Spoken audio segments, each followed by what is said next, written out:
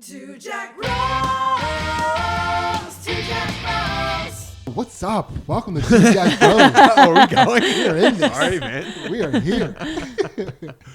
Thank you. We got Tim Butterly here. You might know Tim Butterly from Dadmeat, from just crushing it out there on like every podcast I see you on, man. I'm like, thank God Tim Butterly is on this podcast. I'm just trying to like, I want to be like a traveling warrior, just going podcast to podcast with like the gym bag over my shoulder with all my fighting gear, like Ryu. I'm trying to be Ryu, dude. I'm trying to travel the world and just beat like the podcast bosses. I just like love to see you just challenging podcasts. I better not catch you with a podcast. Wow. I'll fucking tell Tim Butterly on you. I will get Tim Butterly out after you. I hear you're pretty good. It's just like showdowns around the world. It's I'm doing Street Fighter, I just, but love you leaving with like different logos on your shoulder.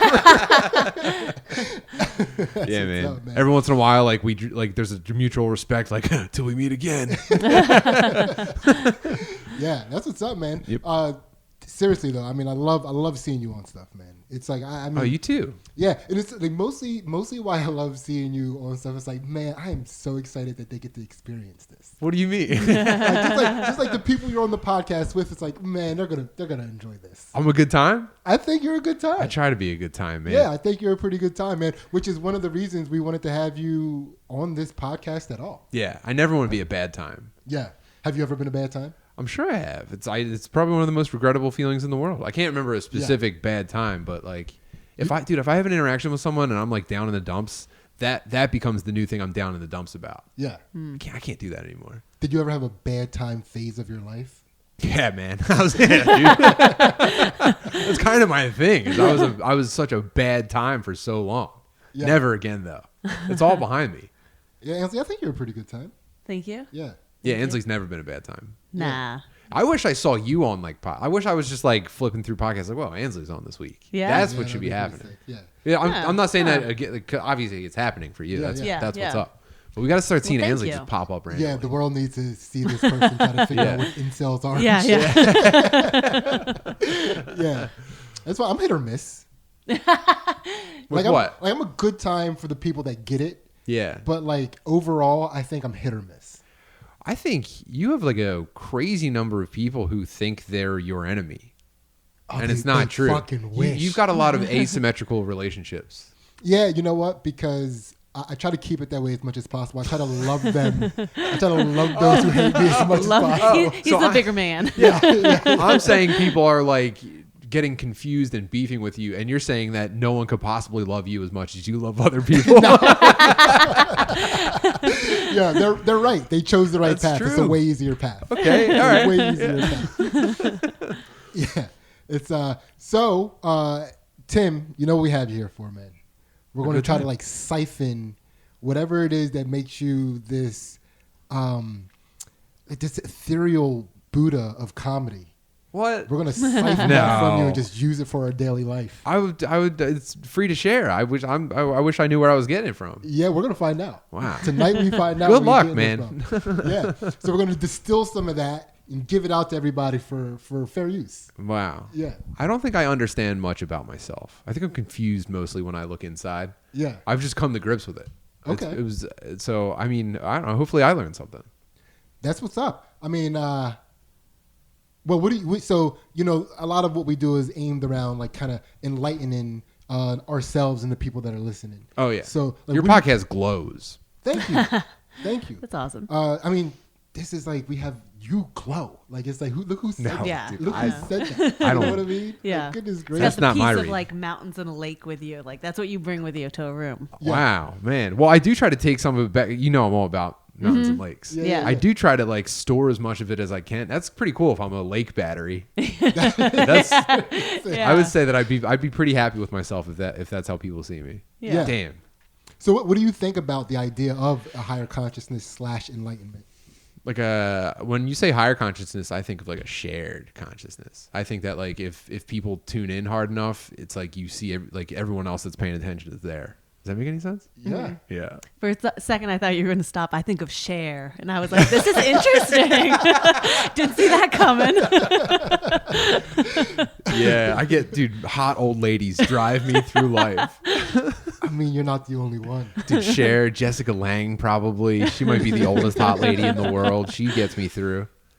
Yeah, that's funny that you bring that up because I was just talking to somebody the other day about comedy. I did a comedy show. Some people that actually go to our Jadrisa gym came out, and we were just that's talking so about. nice. Yeah, it was cool. It was cool for them to see what I do. I saw a comedian friend of ours on Facebook last week, and he was like, "Hey, so I have a show this Thursday. By the way, some of you have been saying like, yeah, I should check one out for like 20 years now. So it'd be pretty cool." yeah, dude. It was like I read that, and it was just like, yeah. Dude, could you imagine not getting the hint? Yeah.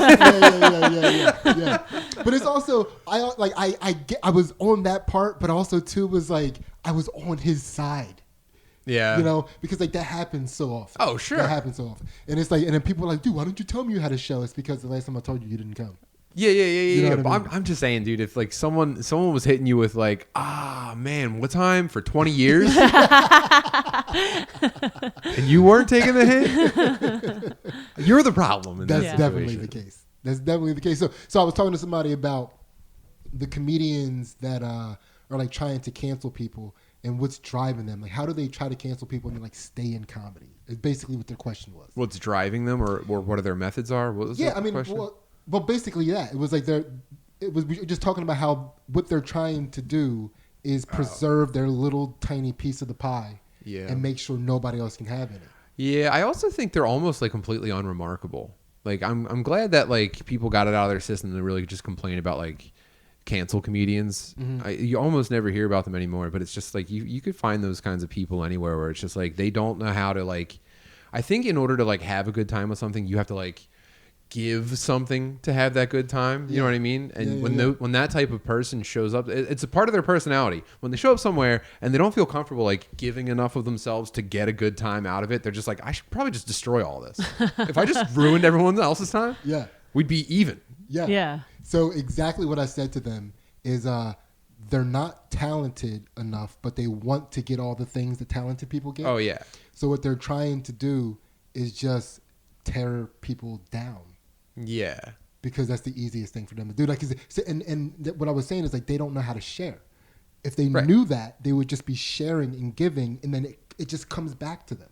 Yeah, you almost can't avoid it. You can't get away from the reward when you give. No.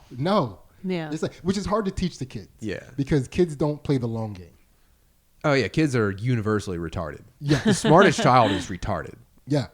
And I mean, and that's like, again, a lot of this arrested development that people are suffering. We have adult kids, like adult child retards. Yep. Yeah. Yeah. Well, I mean, dude, I feel pity at this point. I find it tough to even experience anger anymore. I mean, I'm just so enlightened, man. But I can't imagine like arguing. I can't imagine arguing about literally anything in the world, especially with these people. And yeah, maybe I got it out of my system on the internet like 5-6 years ago. Yeah. But it's so, I mean, if I'm having a bad day, maybe what I'll do is I'll just enjoy them like spinning out on the internet. I'll enjoy like their desperation and filth. And then I'll be like, I'll feel bad about it. I'm like, all right, dude, why don't we straighten up? Yeah. Even when I'm having a good day, I imagine arguing. Oh, dude, what are you talking about? You argue on good days. Imagine arguing. Yeah, I'm out there. You're always in the fucking batter circle. Yeah. Yeah. I actually have. I was in these streets today. We'll talk about that on the Patreon. Okay. Yeah, it gets that's Patreon story. All right. I got escorted out of a CVS by cops today. We'll Jesus talk Christ. about it. We'll talk about it. When I told when our kids overheard you talking about this, I had to explain to them the difference between Malcolm X and Martin Luther King. Oh, your dad was out there, Malcolm Xing. Yeah, basically. And the cops, Martin Luther Kingdom. Oh my god, man. Yeah, that's what's up. I'm glad that my actions are teaching my kids history. A little bit. Jesus Yeah. Christ. All right, so Tim, let's get into this because I'm really excited about this. Man, right? okay. So we're just gonna go up the chakras. That's how we do this. Okay. Right. And so the first thing I want to ask you is, how did you learn to overcome fear? Whoa. Oh man. I don't know how. I would love to know how to overcome fear. Dude, fear hits me in the chest like a fucking bullet. Every time I'm afraid, I'm like, well, okay, let's deal with some of this fear. Like, I still feel physical reactions to fear. I still get like, woo, like butterflies over fear. Yeah, but it doesn't stop you from, again, like you have an amazing podcast. You get out there on all these other podcasts that you're guesting on. You get on stage and you kill, and which is the way you perform, not necessarily stand-up comedy in a medium itself, but the way you perform is very vulnerable, right? Takes a lot of moving through fear to get on stage and do what you do. Like, how do you? Oh, how I'm do you constantly do that? terrified. I'm always afraid. I don't know, dude. I just okay. So like I misdirect myself. So like I'm white knuckling many situations throughout the week, and then I just like I don't know. I just want stuff. I get very greedy with like experiences. Yeah, I'm curious about this misdirection though. That's Because it's like I don't conjure bravery. I don't like steel my spine and like, okay, let's face this. Actually, I've been watching this anime called Neon Genesis Evangelion, and it's about becoming a man. Basically, it's a metaphor, but there's this young kid that's like being forced to pilot a robot, and he's like being manipulated by hot ladies that work for the government. Pretty wild. Yeah. But Yeah. every time he gets in the suit, he fucks up and like does something wrong, and he spends a lot of time sitting in the pilot seat going like, I must not run away, I must not run away, I must not run away. And I just feel like that all the time. I'm Shinji, dude. I must not run away. I think that's what he says. He repeats something like that, not quite as a mantra, but more as just like Yeah. That's funny. That reminds me. So when I only competed a couple times. Oh, but anyway, if I just don't do these things, I will be furious with myself. If I'm like it would be very easy for me to just clear my schedule every week, live at home, have a comfortable job. But like, if I don't like if I don't wring life dry, I will be furious with myself because I was like such a fucking fat incel for so long. Okay, that means he wanted sex, but he wasn't getting it. Yeah. Thank you. And but so I would also argue then that it's easier to get over the fury of yourself, like your furiousness, and kind of like push that down. And just still not do the thing that you want to do. That's very easy. Like, so how do you not do that? It's my dad's work ethic. Oh, hell yeah. Oh, nice. Yeah, dude. Fuck My dad told me this because my dad should have been a loser because he was he's like a neighborhood dude, no college whatsoever. I don't even think he finished high school, and grew up in like a very poor white trash Catholic neighborhood, and like I just watched like people around me growing up just like wither away, and like, you know, relatives of theirs getting addicted to drugs and shit like that. And my dad was always like just working really hard. We never had anything, but like he worked really hard. He never like mistreated us.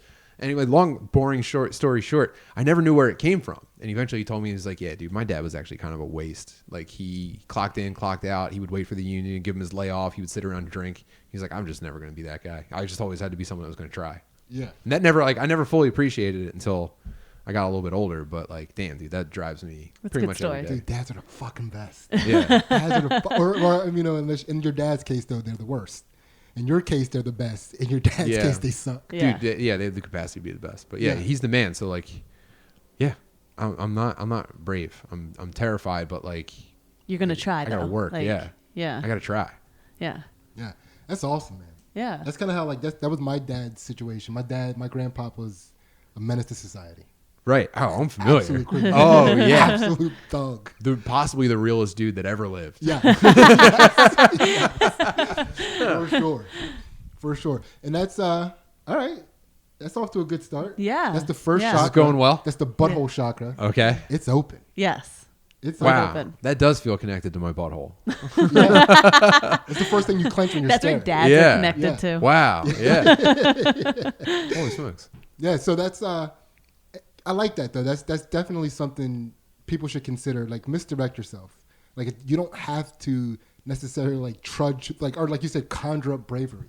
Yeah. There are other ways. It's your brain. You can think whatever you want. Yeah. You know, misdirect. I like that. If I was brave, I would quit a lot more things because I'd be like, I'd have the courage to, you know, look at my limitations. Man, I feel like I am the adult version of the Looney Tunes Chicken Hawk. Mm-hmm. Like I have such a fear of being afraid to try things. Like that's why I go at things. Oh, so are you trying to like just blast through before the fear could set in? Yeah.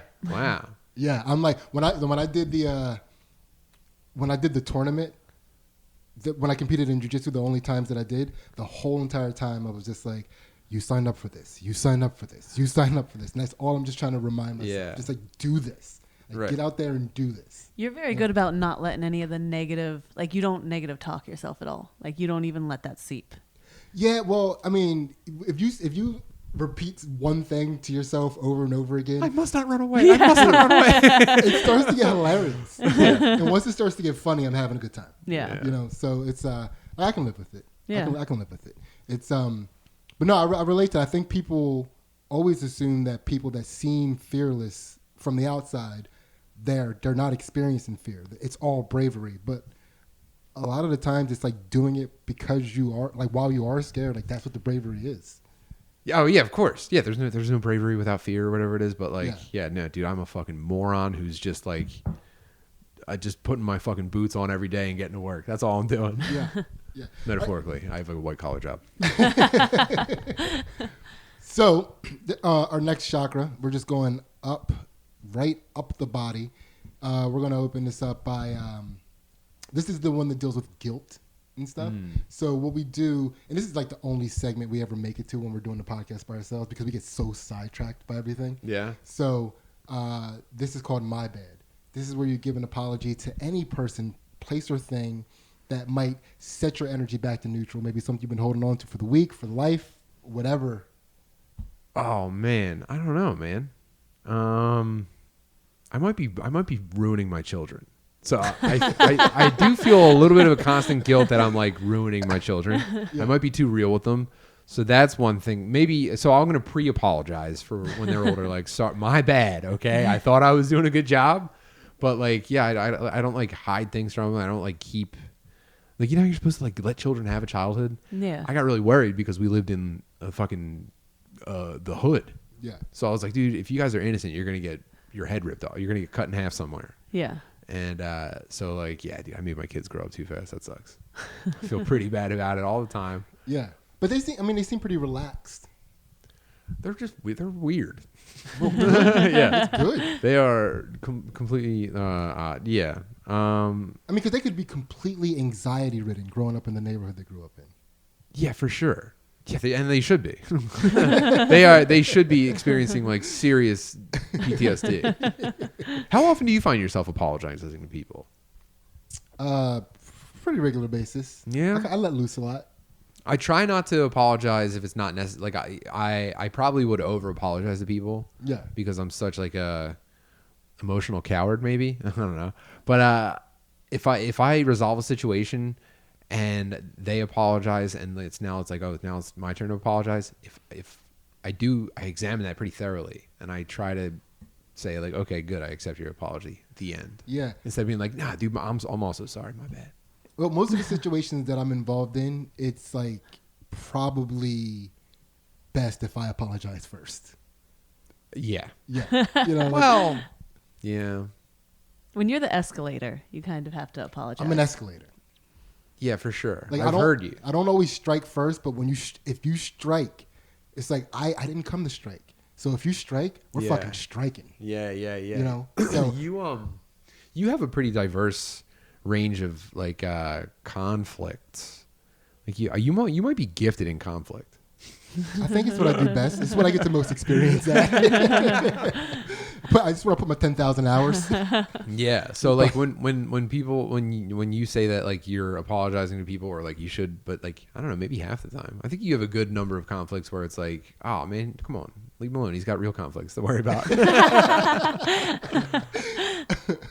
Yeah, what do you think?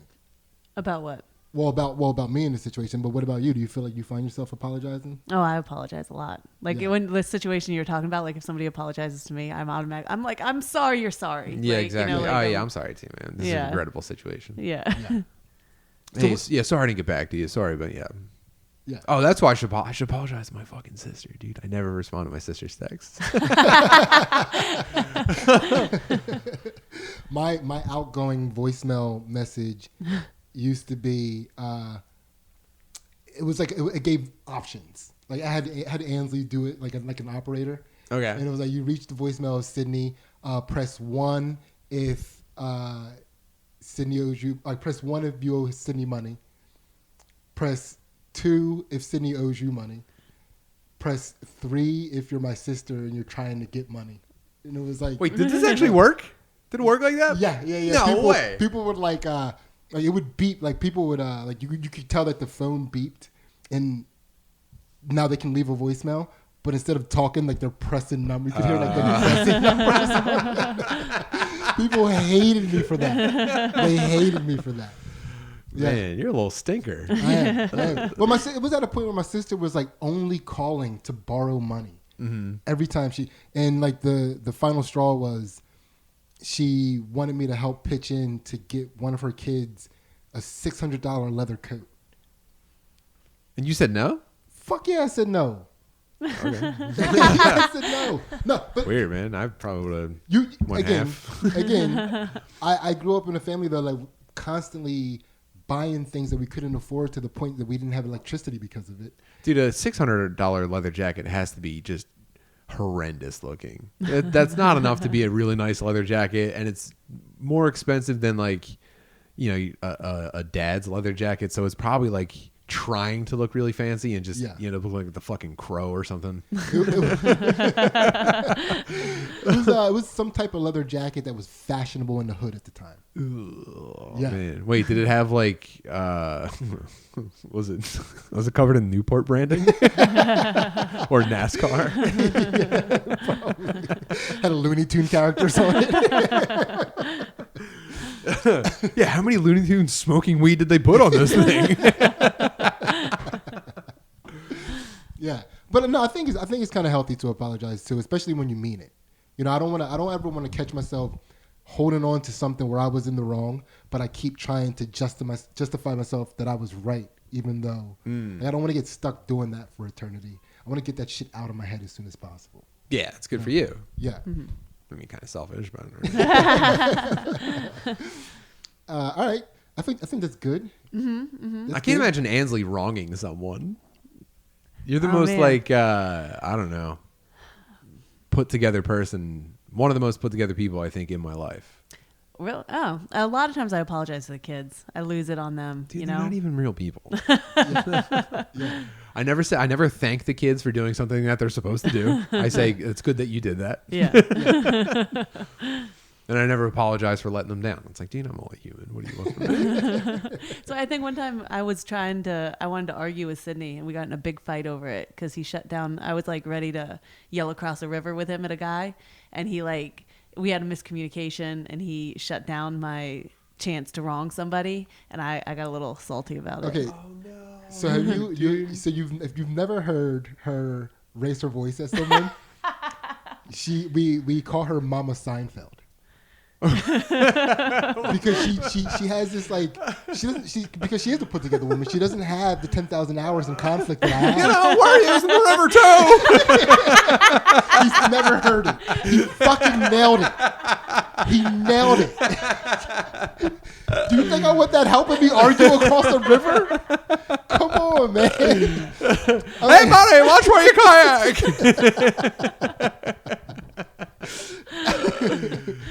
Yeah. So, you know, I did. I shut it down. I didn't think you. Yeah. You're not ready yet. You're still in training. You don't want to be part of this. Yeah. No, I feel good. This is going really well. Yeah. I'm having a good time, man. This is the best. Okay. Now I'm getting worried that you're reassuring yourself so much. I'm just. It's just funny to me. Like I almost apologize. I want to apologize to myself and Ansley that it took us this long to start having guests in the first place. Yeah. Like, this is fun. Yeah, you know, this is great. And it's like I don't want it to stop, but I also don't want to linger on anything. Yeah. You know, it's I'm ready to move forward. dude. It's when you're hanging out with fun people, when everything can be fun, you're like, well, why can't the whole time just be this now? You know, because it can be. You know, it's but we're gonna move on. I've never been that aware of a conversation in my life, though. I don't know what, like, I can't differentiate different parts of a conversation. I'm always just like, man, that was one long thing that we just did, huh? Yeah, that's also fair. I used to get, I think I'm very aware of how conversations flow because the same way we have conversations where I try to like open up something ridiculous to start riffing about. Yeah. When I would do that before I got into comedy, people were like, "Oh, Sin, that's way too deep, dog. Nobody thinks about shit like that. Come on, this guy." So it's just like I would just like sit and just like watch them have conversations. Wow. Oh, that's brutal. It was fucking And brutal. it's comedians?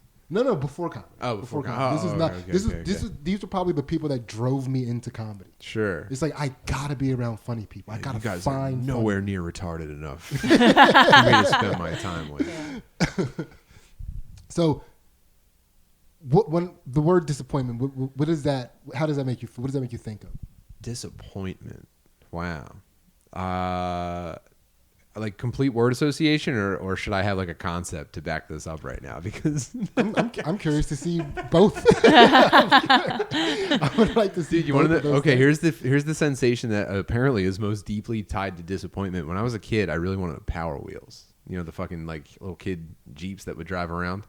Dude, they had the most extreme commercial too. It was like pow pow Power Wheels. I'm like, damn, dude, look at this kid stomping around the neighborhood in his fucking Power Wheels. I always fucking wanted one.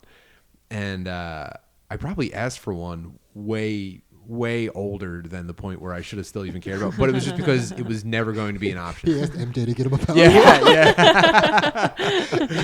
I'm trying to register one right now.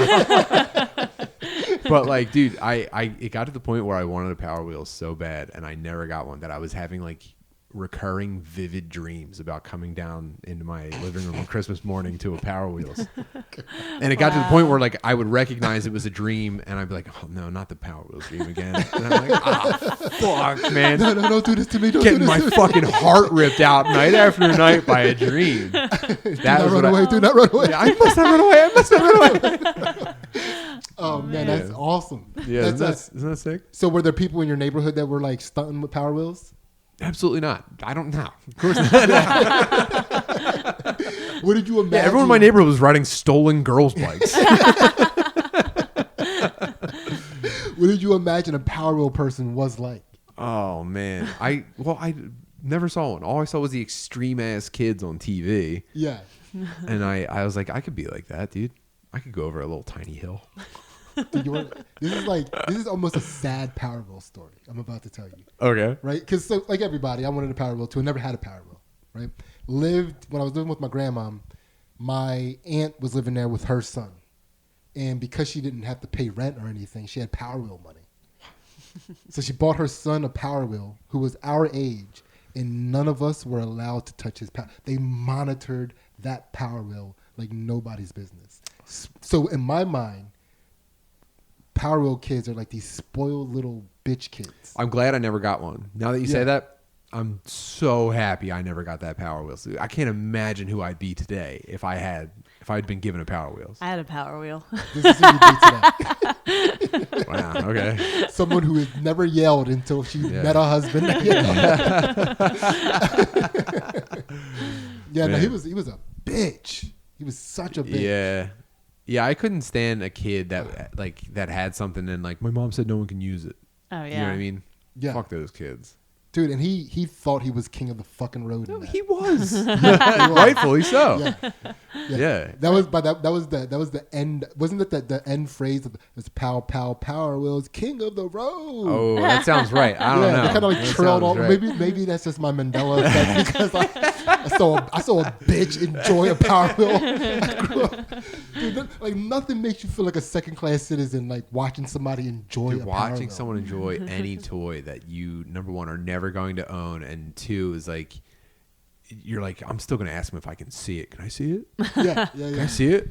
When we got to see it when his battery went out, and it was like done. Oh, and it's like Yeah. it's not even moving, and it's like jerking. You're like, fuck, It dude. wouldn't recharge anymore. So then we were allowed to like inspect the back because they wanted me to see if I could figure out how to fix it. So got in there with a fucking button Sid, knife. you're black. Could you hotwire this Power Wheels? All right, so that disappointment, Dude, that you getting driven around in a Power Wheels by a fat white girl. let's go to Checkers. I was like in the passenger side of a Power Wheel rolling a blunt. Ainsley, you were never fat. It's not you. You were not the fat white girl in that story.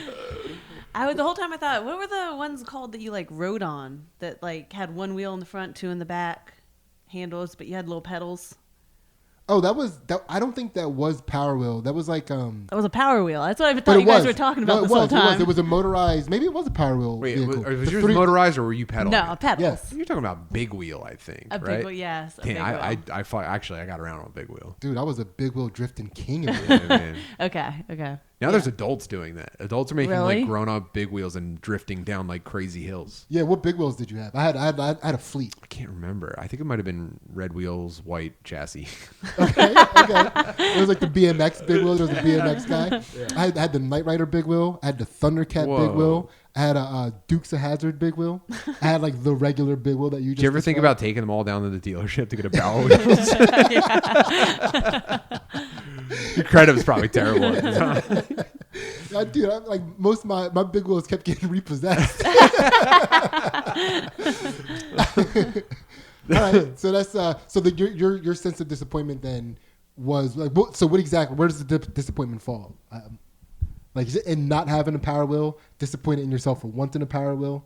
Yeah, I think it was probably if I let myself really feel it out, it's probably number one, not getting the thing I wanted. Number two, being upset with myself for not like readjusting my expectations or my desires. Mm-hmm. And dude, to be honest though, I almost never feel disappointment present day. Yeah.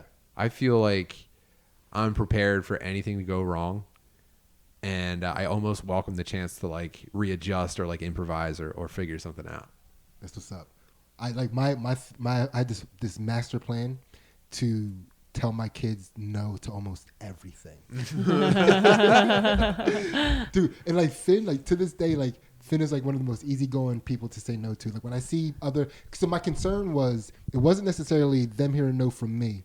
It was the way I would see kids growing up be told no by teachers or different peers and just break. And it's like, I don't want my kid out there breaking because of no. Yeah. You know, so I just told he like, oh no, oh yeah, I'm used to that. Yeah. Do you worry that it's gonna like he's gonna lose that fire to like ask a second time? He hasn't yet. Yeah, by the way, my plan is not working. Well, there's a caveat to the plan. Yeah. I also told him, keep trying though. You might be clever enough to figure it out. Okay. Right? Sure. So he's good with that. Okay. Yeah. So he's developing a healthy sense for like not taking no for an answer, but he's also not gonna be a fucking bitch. Yeah. He knows when it's the no. Sure. You know, it's which is healthy. I think. I hope. I don't know. But again, you never. I'm daily fucking up my kids too. Yeah, exactly. It's No, that's unavoidable mostly. Yeah. All right. So, what have you learned from grief? Whoa. Oh, We're all the way up man. to the heart now, right? Yeah. Like we've gone butthole, Wait, come on, dude. appendix, solar plexus, heart. This is the heart chakra. Whoa. Opening up our heart. I mean, we're just open. We're just open. You're like flicking these things open. Yeah, You know what I mean? yeah. It's like I'm forgetting to address these things. Yes. I don't know, man. This is a comedy podcast, right? Yeah. So- Right. Yeah. This was interesting, right? Because it's again, you know, a lot of the times this is probably where comedy was the most important for us, or the fact that we are funny people and can make funny in situations tends to be the most important when we're dealing with a situation of grief. Dude, I don't even want to give my answer. I'm gonna cry just thinking about it. Yeah. Oh, you're Yeah. gonna be our first cry. No, it's not gonna be fun. No, It's like- dude, hold on. It's not a funny answer. Let me think of a funny answer to give you. Or No. can you get into this? Can you get in and out of this in a funny way? Like, is it possible? Probably not. Anybody can do it. Fucking Tim, it is No, you. dude. Well, first of all, and I don't even know if it'd be appropriate for me to say it. That's the Yeah. problem because Okay. it's not me. It was, dude. I don't know, man. It's a good feeling, but like, how do you make this fucking funny? Yeah. Or I mean, our next one is a pretty good time. Yeah. This is the only one that's like this. I'll say it really quickly. Maybe we'll Yeah. be funny on the next one. Yeah, that's an option. Dude, I learned so much about like what I care about watching like everyone in our lives deal with Ansley losing her mom. Oh wow, Oh, yeah. wow. Yeah. I mean, that's Thank you. I've not learned, like when I think about grief, that's like, yeah, there's so much that I've learned from that too, you know? I feel like I saved up all my like emotional maturing for like that point, and I was like, wow, that whole situation like was surprisingly impactful on me. Isn't that wild?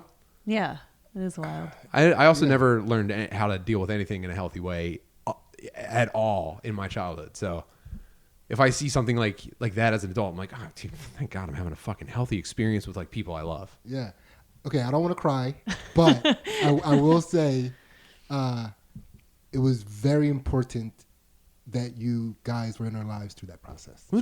Dude, for us too. Yeah. We were saying like some of the things that we talked about afterwards was like my mom was such like she took care of everybody, right? And like that was her thing, and she never would like leave you in a place where you weren't where you needed to be. And we said that like I don't think like however the universe works, right? Like that couldn't have happened and us been okay if like we didn't know you guys and like people in the gym and stuff. Oh so my like God. yeah. And we didn't have you guys very short. Like this isn't a decades long thing for us. You know, it's relatively new, and it did feel like this like angelic things. Like you guys, I mean, she worried about us. Yeah. You know, like we She wanted us to have some friends. yeah. You know, because we're weird people, and it was hard to like connect with people. You guys are pretty fucking bizarre. Yeah. We can only connect with other people that are that way. Yeah. it's like if there's no weirdness about you, it's like you're gonna hate us. Yeah. You know, mostly me. And then you'll hate her for being with me. But no, it was super, super important that you guys, and I will always feel indebted to MJ for the type of support she was able to provide Ainsley. That was super important. For sure. Fucking, Yeah. this is one family for the rest Hell of my yeah. life as far Dude, as I'm it's concerned. so sick. It's so Pretty sick. fucking sick. Yeah. Woo! Heart is open. Sorry about Heart that. is Yeah. fucking So hard. open. So sorry. That is perfect. Yeah. That is perfect. Man. All right, Tim, this one is the throat chakra, right? Okay. Mine's kind of tight right now. So this is a favorite white lie or just favorite lie period that you tell or that you've told, but like extra like karma points if it's one that you currently tell and you're willing to hang it up. It's like a recurring, like one you keep in your pocket. Yeah, just something that comes out every and again and you're just like a little white lie. So I gave an example with Matt that was completely just a regular lie. But so one time, here's a little white lie. One time I was in line at a grocery store when we lived in Pittsburgh, and I talked to strangers sometimes, and I was just crushing, just riffing on everything, crushing. Somebody brought up a commercial. Somebody said that you should do comedy. And I was like, I do comedy, and I started telling people about my shows and stuff. And like, oh, of course you do comedy. You're probably great, and there's all this stuff. And somebody brought up, you remind me, you have a sense of humor like this one commercial. And I was like, I wrote that commercial. And I was so funny that they wholeheartedly believed me. Man. Yeah. Whoa. That's a white lie, right? That's, I guess so. Yeah, it's, I mean, that's low karmic impact for sure. Yeah. Yeah. I was just riding a wave of them enjoying how funny and talented I was. And it was just like, I'm that talented. Yeah. You know? Yeah. Well, the only thing that I consistently lie about in my life is I have a hard time with remembering like nouns. I'm not great with nouns. I never know anyone's name. I'm not great with faces. And this triggers something in my brain and forces me to just like, so if someone's like do you know so and so, like someone will hit me with a name like, oh, you remember Jerry Tobin? And I'm like, yeah. I will do whatever I can to get out of someone trying to help me remember something. I will say yes so quickly. I'm like, oh, or I'm like, oh, I know the name. Yeah. I never know what the fuck anyone is talking about, dude. Or like a movie reference. If I don't immediately know a movie reference, I'll give them, I swear to God, 1.5 seconds to remind me what it is, and then I'm just like, oh yeah, I remember what you're talking about. I have no idea what they're fucking saying. I sometimes say to people, like if somebody like, do you remember so and so? I'm like, if I tell you no, are you gonna try to describe them to me? Yeah, I Then should be yes. up front. Yeah, I constantly pretend to know what people are talking about, and it's just, whew. It feels gross every single time, too. Yeah. I feel like such a fucking worm. I miss a lot of references, and I'm always just like, Yeah. yeah. We got to stop doing that. It's one of my least favorite things about myself. Yeah. I mean, well, I feel like I get annoying though because I stop the flow of conversation. That's what I want to avoid. Yeah. Yeah. So I wish that I was avoiding that. I feel like and again, when you're dealing with like comedians and stuff, it's okay. They'll take whatever I said and turn it into something. Yeah. You know. Yeah. But when you're talking to somebody who doesn't perform, Yeah. who's not in and they're telling a story, and you're like, I don't understand half the things you just said. Yeah. You know, it's just Yeah. like. Now, like the energy they have to. You're now starting use. from a false point of reference. I will never get to the conclusion of this story. Yeah. I remember when I was it was like kindergarten or it must have been first grade.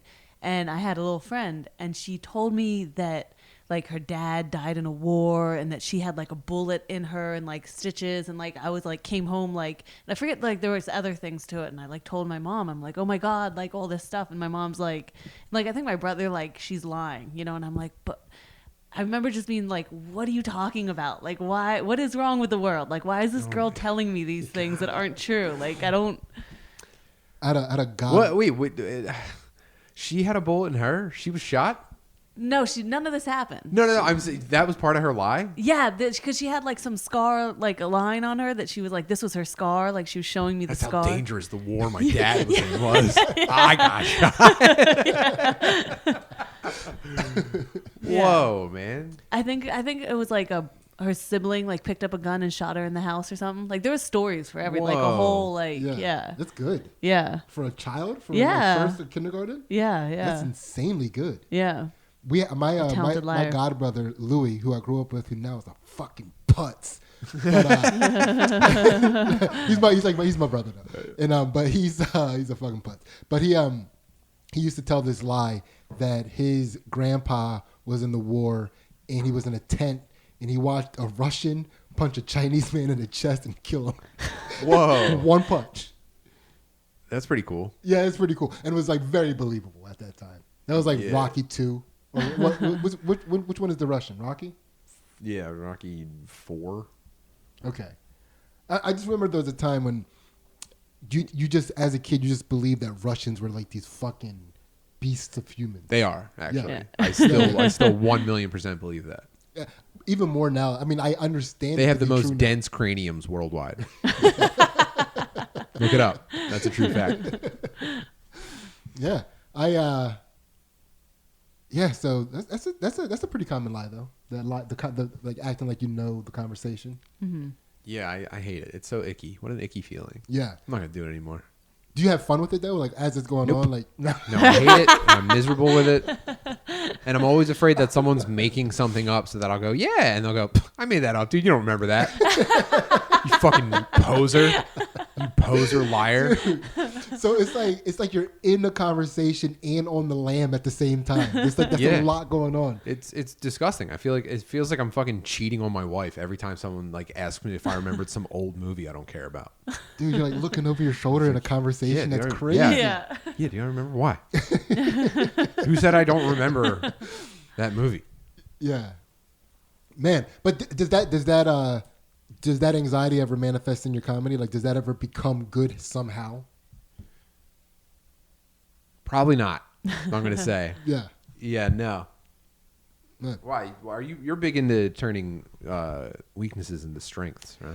I mean, I would like to be able to get something out of every journey that I have to go down. So if I have to explore a weakness, I want to get something out of that. Okay. You know. So I mean, I try to make everything more than one thing, Sure. right? So Maybe I'll do a bit about not getting references. Does anyone have it? Is anyone doing that? It's just a premise. I don't dude. get the reference. Yeah, I've heard of comedy. What? That's. I mean, I know the term. Yeah, I'm familiar. Yeah. All right. So we're moving along here. That's a good truth. Mm-hmm. I mean, that's. I'm curious to see next time we have you on how you dealt with that. I'm interested to see the growth on that. No more apologies. No more like pretending like you get it. Yeah. Yeah, I want to see how he applies. Hey, it. sorry I didn't get your reference. Remember we were talking the other day? I went back and watched it. It's actually a pretty cool movie for figure skating, anyway. All All right, we're moving up into the cerebral stuff. Is that what you would call it? Yeah, right? yeah. How many chakras are left? I think we got basically two. Dang, we're almost done. Yeah, we're almost enlightened fully. We're almost like fully enlightened creatures. So,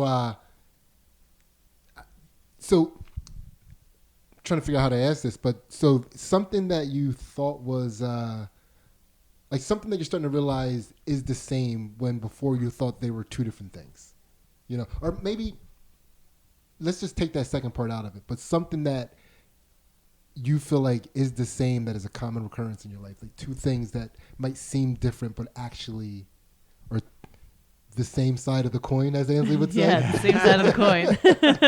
That's actually pretty good. Yeah. Yeah. Oh, I don't know. Do you have an example for this one? I'm plumbing right now. What? I mean, well, I guess an easy example would be like Republicans and Democrats. They're actually the same. Yeah, dude. I always like people always say that someday you're gonna realize that, right? Or it's like they say like a young people are. I don't know.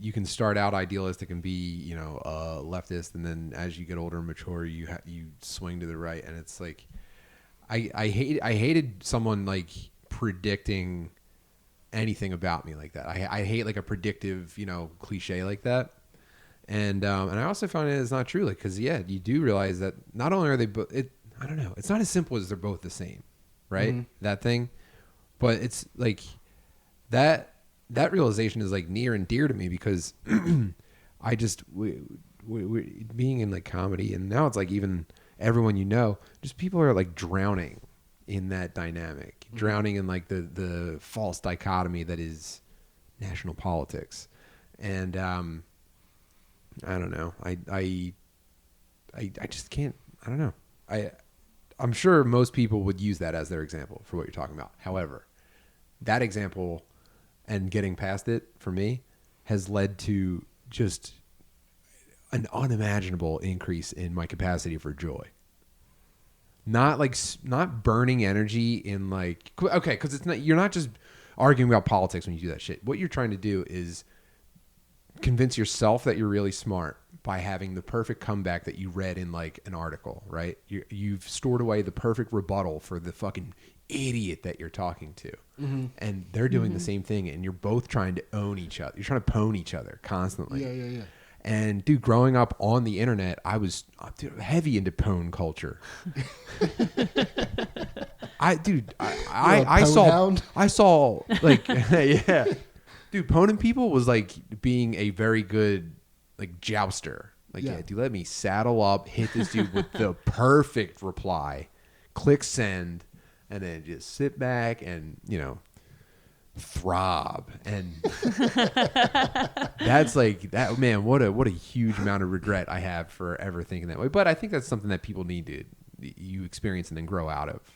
Yeah. The problem is that like now we know 40-year-olds who are still living that life. Yeah. Oh my God. I mean, they're like you said, like, you know, a large part of that component is them just trying to sound smart. And I see these people do this, and I am so thankful that I never spend any time trying to make somebody think I'm smart. Yeah. It seems brutal. It's not worth it. It's never worth it. No. It's never worth it. You know, funny. I would never be able to say a single thing if I was worried about people thinking I'm smart. I would almost never talk. If I wanted people to think I was smart, I'd never open my fucking mouth. I don't think I would either. I don't think I have I don't think I have the capacity for an original, intelligent thought. Yeah. When people say, "Damn, that was smart," and like in my head, I'm like, "You're fucking retarded." It's like, yeah. That came from the deepest of my retardedness. Yeah. If you think that was smart, you just don't get it yet. Yeah. Yeah, and that's actually how that's why I don't hate social media so much. I think I only use it for like the absolute most retarded shit that comes up in my brain, and I just have a good time with it. That's fair. Yeah. I think it can be used healthy. I mean, I think you have to acknowledge that they're like manipulating you the whole time. But, yeah. Like. Oh yeah. You know, if you're aware of it, Right. Yeah, you're also good though because you don't comment on anything and you don't get anything. You don't get negative stuff come back to you. I don't. You know, you're not out there jousting. No, you're not poning. I'm not poning. No. You're poneless. Yeah. Did you ever, when you were younger, did you ever pwn people? No. Man, what was that like? What did you do with your time? I don't know. Maybe like I used to try to like. What did you do between the hours of 11 p.m. and 2 a.m. every night? I used to try to like one up my brother, like because I could usually get a better comeback than him, and like my dad would laugh at it. But then I like, as I got older, I realized like I feel like that was really damaging to my brother. You know, like the dad, like you don't want your dad laughing at you when you're a boy, right? A son growing into important. manhood. This is right? healthy. You're describing something healthy. You were trying to Sorry. pwn him, and he was trying to be loved by his father. So I always felt a little bad about. Stop laughing, Dad. I must not run away. I must not run away. I don't know. In the girl world, I feel like if you pwn somebody in person, it's not a like that person is going to be offended and going to find like at least Fuck your boyfriend. yeah they're going to get a little rally group around them and like it's going to like it's not going to be pretty. Like it's not like I'm going to say this and we're going to laugh about it and it's all good. Like it's going to become a thing. You know. Ooh, gross. Yeah. That's why girls are gross. Yeah, Yeah. it's Not all girls. Like that's like high school, college life. yeah. You know, that's like Anthony had a big renaissance because she used to get upset anytime I said anything about women. Oh, And then she had man, how did you guys ever survive that? It was. That's a great question because it was very recent. What? It was very recent. That's how recent? Like since we've been doing the podcast, we had like a fight on a podcast Yeah, we fought on the podcast. It was that left it was- the podcast too. yeah, it was up here. It was up in this studio. Whoa. Yeah. It was like, and then but in the conversation also, she realized that she doesn't have to speak for all women, and like nobody has to bear that burden to like speak for like I don't have to speak for all black people. She doesn't have to speak for That's all kind of related to the thing that I'm growing out of, where you're Yeah. like eventually like, wait, why do I care? I'm not that. Yeah. Yeah. You can admit that is out there, but that's So you not did me. kind of go through the same thing. It's just Yeah. Yeah. maybe a different part of the spectrum. Yeah. Oh, she's on part of the spectrum. Yeah. Yeah. All right. This is so we got one chakra left, and so something that you don't think you could ever give up. Wow. Do you have any idea how much stuff I'm like into? Yeah. Well, I vaguely. Dude, have you ever seen someone like ask me about something that I'm like, the hobbies is something I could never give up. The like acquisition and the endless like putzing around and even like even sometimes giving up a hobby rules. Dude, the hobbies are the one thing I truly could not live without. And I mean, sometimes I suck to talk. Like if someone is kind of into something and they ask me about it, I'm like, how much time do you have? Dude? And I don't know when to shut the fuck up. Yeah. My God, like, dude, if you knew the amount of time that I spend on like minor electronics projects around the house, you'd almost wonder how I did anything else. It's insane. And I'm not particularly gifted at these things. I struggle to understand things, but I'm just like, oh, dude, if this turns on at the end, fuck yeah, let's go. Do you solder? Yes, I know how to solder. Oh, yeah. That's so sick. It is. I used to illegally mod Xbox 360s. Yeah. And originally it was as simple as like buying a couple of tools from the internet, but eventually Microsoft kept like revising like the DVD drives in the Xbox, and you had to learn how to solder to be able to do this certain one. So I was like, someone needs me to mod their Xbox. I'm not going to let them down. I learned how to solder just to do that. And Can then I say I have no idea what it means to mod an Xbox, so I'm not So, like, acting you like can play, I like- know what we're doing in that this was very conversation. good. Look at that. Growth in one podcast. That is so sick. Yeah. That's what this podcast is about. So like, the guys that like sell bootleg DVDs out of the back of a car. Yeah. If you do that with video games, it doesn't work unless you make some illegal modifications to the system. Gotcha. And I learned how to do that on the internet and did it for a ton of people. And that's just like, that's one of like a billion little things. Like I was making knockoff Nintendo games at one point. Oh, wow. I learned like what kind of chips go into a Nintendo game and what kind of games were compatible with each other. And I was taking them apart and programming 1980s microchips and putting them in games and soldering everything down. And like, I gave one to Ryan Shaner as a gift. Oh, that's so sick. But like, dude, if suddenly I was unable to like just read some insane autist's instructions on how to like do and like build a fucking arcade machine, that's the one thing that might make me start to crack up. I can handle anything else. What would you think your life would look like if you did give up that hobbies? Like hobbies in general? Yeah. I mean, especially I would feel like I was living life like less. I would feel like I was like wasting away if I wasn't like getting into new shit. If I wasn't like, I mean, I don't know. I don't even think Mary Jo gets this about. She knows that like I enjoy this kind of stuff, but she like, I don't know if she understands how much like information I've taken in about the most useless shit in the world. Yeah. I think it might bother her if someone was able to like visually represent what I do with my brain. I think it might bother her a little bit. And I know that she loves me very much. But I mean, she gets into stuff too. Maybe She's into cool stuff. Yeah, That's yeah. one of the main things I like about her. Yeah. She got a very pretty face and she's into very cool stuff. Those are my two main things that I like about Mary Jo. The two most important parts about it. Dude, that's like, I think about this all the time because like, and the funny part about it, because you got her when you were fat. Oh, Which is, well, but we'd met when I wasn't fat. oh, sick. So she grew. She knew I had some potential. She knew what was physically. under there. Yeah. I didn't know that. Yeah. That's my first time finding that out. I didn't know that. Yeah. She met me when I was in high school, and I'd slimmed down for like a year and a half. I had mono one time, and I really thinned out.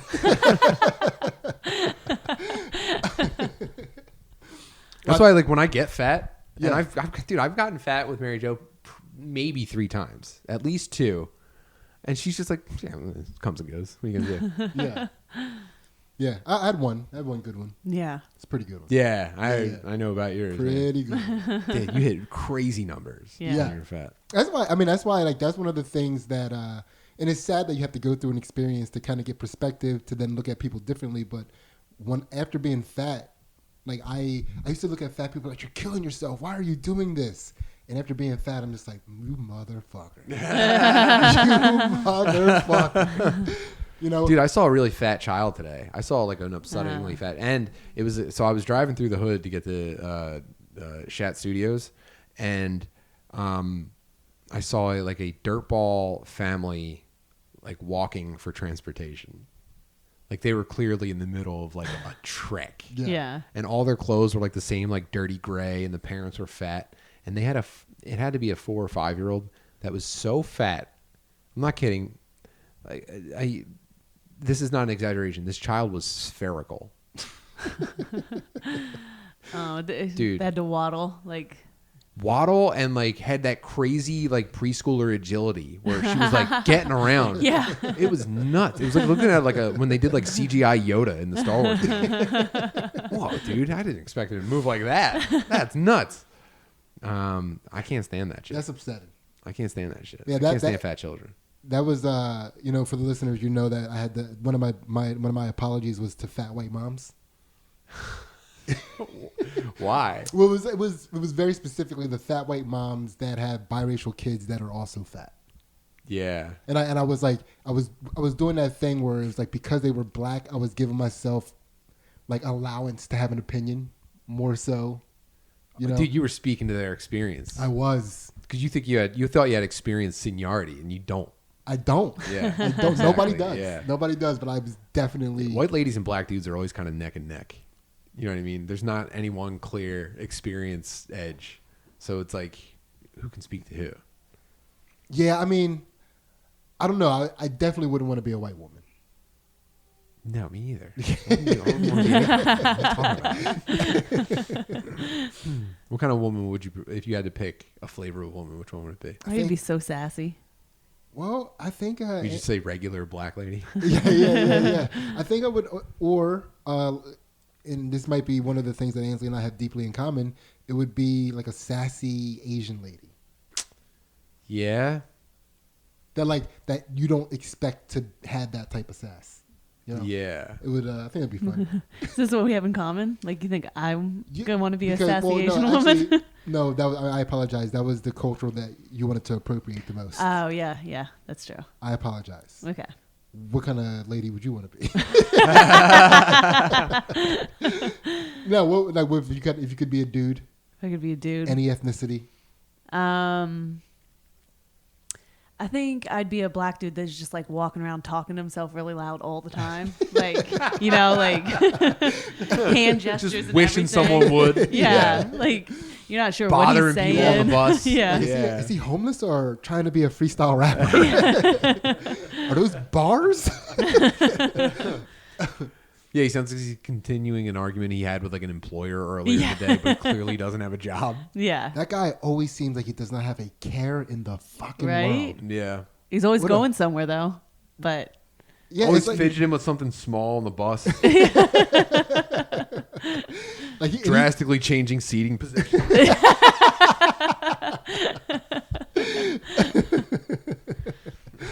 yeah. Getting people's attention, like look at shit. Like, okay, man. Cool. All right then. Singing a made up song. Yeah, that's a good guy. yeah. Yeah, good that's guy. pretty cool. Yeah. That's a good pick. That's a good guy. Did you pick your woman? Puerto Rican. Oh, Hands down. They like just seem like they have the most fun. like thick? I don't know, man. I went to high school with some Puerto Rican ladies that I still stay in touch with, and they just always seem like they're having the most fucking cool times. So They're a festive bunch. Yeah. They're that was like we have a Puerto Rican contingent of our family, and my mom was always trying to celebrate with them.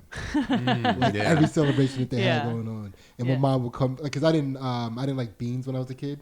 Yeah. And my mom was always come at you gotta get on these rice and beans, boy. Yeah. You got Puerto Ricans in your family. You don't eat rice and beans. What is wrong with You're fucking you? up. Yeah. Yeah. I didn't realize. I didn't start eating beans until I was with her. Yeah. it's fucked up. Yeah, she gave me beans like they were Bland-ass white- conflict. Fucking white lady beans. That Yeah, sucks. white lady beans. And you stuck with them. That's great. Yeah. Absolutely. Damn. Yeah. Is there You anything have to try my favorite one layer burrito. you're gonna let him talk about your burrito selection like that? My burritos are good. They You got go a lot of hard layers. with burritos. Yeah, Good you gotta burritos? Yeah, you got falling out the ends. You got to stuff them. Yeah. Yeah, she you're all like all. I want to be a saucy. Puerto Rican lady too. Yeah, So like I exactly. stuff my Yep. burritos. I was once a Puerto Rican lady for Halloween. Whoa, I could dude, get it. chill. I know. Yeah. No, but that was acceptable at that time in At that- culture. it was a At different that time. It was funny. We were playing off of the hilarious occurrence that when a black guy and a white woman get together long enough, the white woman starts looking Puerto Rican. Yeah. Yeah. So we were It was like- future me. I wasn't. Yeah, It wasn't that's anybody what we else. were- It was future me. It was our best Wow. man. concept Halloween. Appropriation Man. ween. It was great. Yeah. Does the black guy have any kind of shift, or is it only the lady? I mean, I think I was like, I just dressed blacker. That does set, dude. Locking down a white lady long term sends your blackness into overdrive.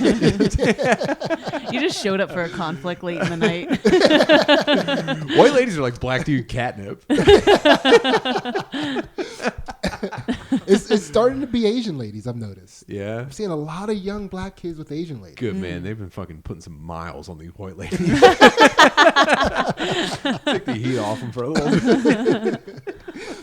Yeah, I also think it's just part of China's psyop in the black community in America. But no big deal, no big deal. I'm not going to get into black I wait till I conspiracies show right up now. in China with a ship full of fucking eunuch servants for them. Overthrow the entire fucking country. Dude, I had we talked about eunuchs when Tim and I guested on Matt and Shane's Secret Podcast. Tim he's like just boiling over with eunuch information right now. Okay. And Literally cannot stop talking about eunuchs because I spent a lot of time watching eunuch videos on YouTube in the middle of the night.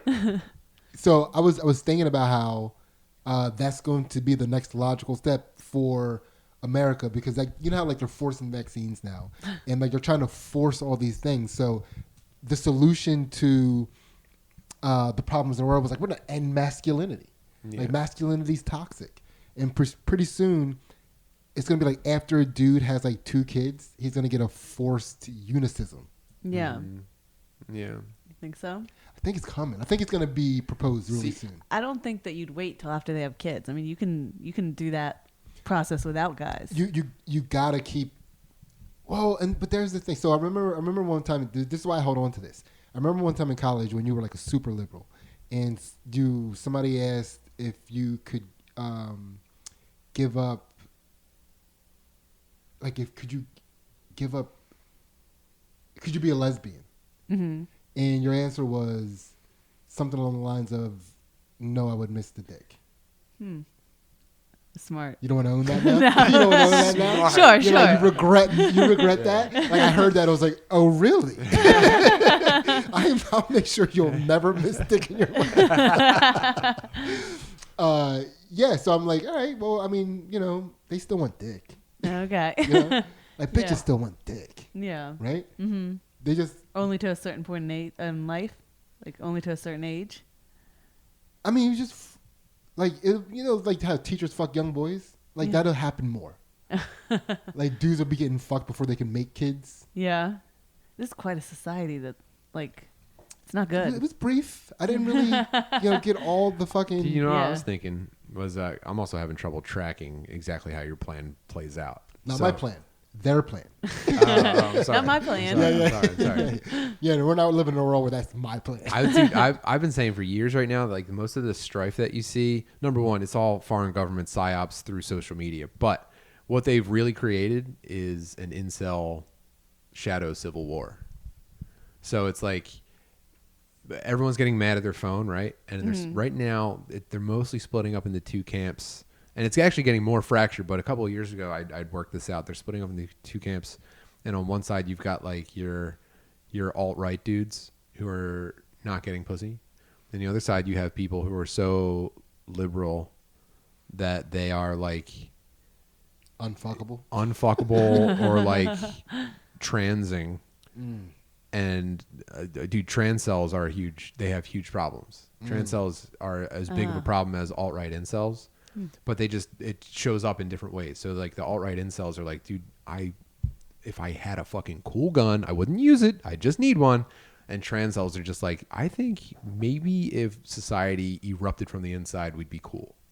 You know what I mean? Yeah. So those people are like going head to head. And I think what happens is like, number one, going back through history, my buddy Fritz told me this a long time ago, and I don't know how well I remember it, but like going back historically, there's been dudes who've just been left out of sex. Even reproduction. Like the further back you go, the fewer dudes had access to reproducing. Okay. And so there's always been incels, and there's always going to be incels, right? Yeah. I think that part of the reason that eunuchs got so powerful in China is just because it's like, dude, once you shed that, then you can really start gaining power. If you're getting drawn and pushed into one of these incel camps, dude, you should just go full eunuch and take over. You should rise through the rank. You should become a eunuch, rise through the ranks, rise through the yanks, and assume power. And honestly, dude, like if people just commonly started eunuching instead of just like living their life in incel strife, Yeah. maybe, I don't know, they'd be more useful. They'd be more laid back. They'd probably be a little sneaky. Eunuchs get very sneaky. Yeah. That might be a problem. But I think, they wouldn't just be fucking wasting their lives staring at phones and getting really good at fucking Call of Duty. Yeah. If you really wanted to see me achieve my full potential, Ansley, you'd have to cut my dick off. Yeah. You think so? Yeah. Okay. For the family. For the Yeah. family. Yeah. I don't know. Is this where you want to go? I mean, I'm curious to see if you would do it. You think you could do that? You think if it was guaranteed, like as soon as you snip that dick off, wild success in everything that I attempted, Would you be happy? I'd be successful. So not necessarily happy. You might be happy. I might be happy. You might be. Yeah. You think you could do But it? I don't think I'd want to be happy if you were a miserable success. You're a good woman. Yeah. I'll keep my dick. Okay, I'm glad we settled that. I'm glad we talked about that. So did we do it? Did we reach enlightenment this episode? Obviously, you guys just like solved Yeah, the hey, you world's guys, it's a problems. pretty weird theory. So Yeah, that's pretty sick. oh, That's a good. That's something good to just like take with us and just like dissect ourselves, like work with that, play with that theory a little bit. That's heavy, right? So I think I definitely like the redirect yourself for fear. Yeah, I like that a lot. It's definitely something. yeah. Why that- face fear head on? It's just gonna keep coming back. yeah. No, you think Yeah. about that a lot, like right. You try to like squish things down. How do or, you? like, I wouldn't get to how you face fear. You're constantly like competing, and you're on a purple belt level in jiu-jitsu. I can't figure out how it is that you so consistently get to where it's like combate, and you're like, all right, I'm ready to go. Hey, that's what they say. I've never heard. I just see a hand and I just. Yeah. I think it's a lot of what you were talking about not wanting to be a person that doesn't do that stuff. Like you don't.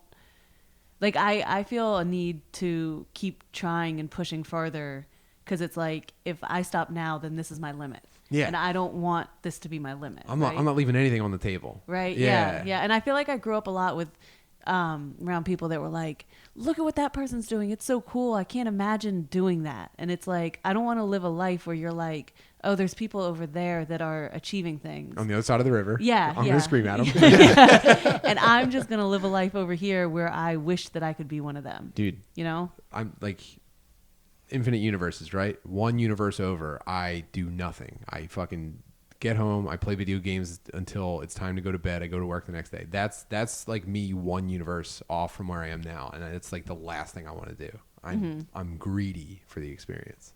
Man, one universe over, I am caught up in an irreparable Me Too scandal. No good. I love this universe. What about you? What's your one universe over nega Ansley? One universe over. That's becoming a question on this show now, by the way. Yeah. Yeah, that's one of our. We're gonna end with our one universe over.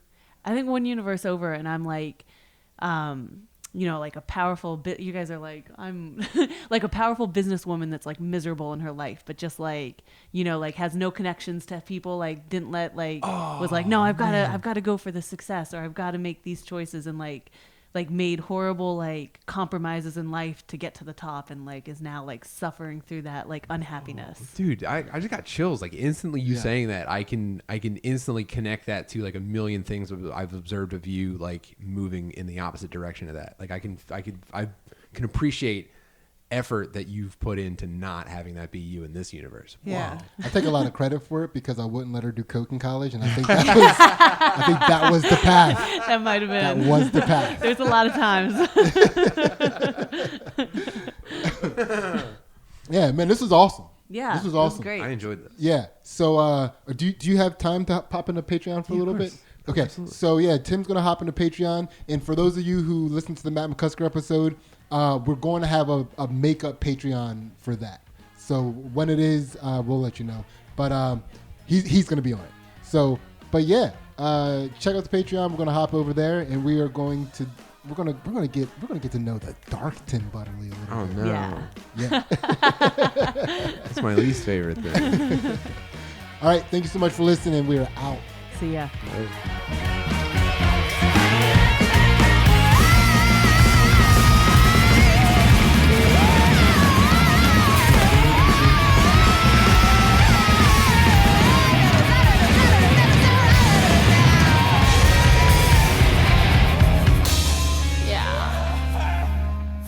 Shake at you.